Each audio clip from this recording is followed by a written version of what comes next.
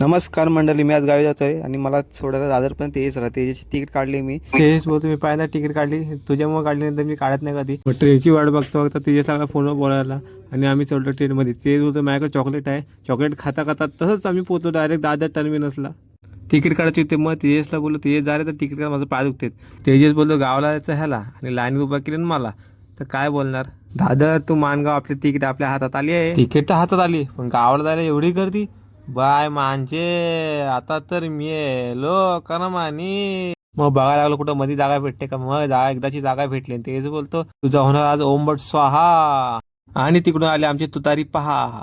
मग काय एवढी गर्दी होती तर कसा मसा आतमध्ये चढलो. एकदाचा गेलो बाबा आतमध्ये आणि बसायचं नाही पण उभा राहायचं जागा भेटतेच. मग कान टाकलं हेडफोन आणि लागलो गाणे ऐकायला. तर गाणे ऐकता ऐकता पोहोचलो तर आपल्या मानगाव मध्ये. लय बरं वाटलं मानगावला गेल्यावर. तर कोण कोण मानगावचा त्यांनी आवर्जून कमेंट करा.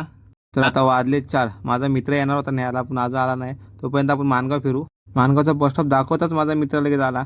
मग काय विचार केला नाही आणि बसलो गाडीवर आणि पुढचा प्रवास सुरू केला. प्रवास करता करता लागली भूक. पाहता बोललो थांबव जरा, आपण जरा काहीतरी खाऊन घेऊ. मग मागवली मिसल पाव. मिसळला खायला टेस्टी होती ती केल्याने बसलो जरा पावजा शेकोटीला. शेकलो आणि निघालो. मग फोन काय काढला नाही, थंडी होती भरपूर. मग डायरेक्ट गावात फोन काढला बाहेर. थंडी तर भरपूर लागलेली आणि वाजलेलं 4:30. मग काय केला पार्थ बोलतो आपण मस्तपैकी शेकोटी करू. मग गेलो शेकोटी कराय. पार्थने तयारी केली.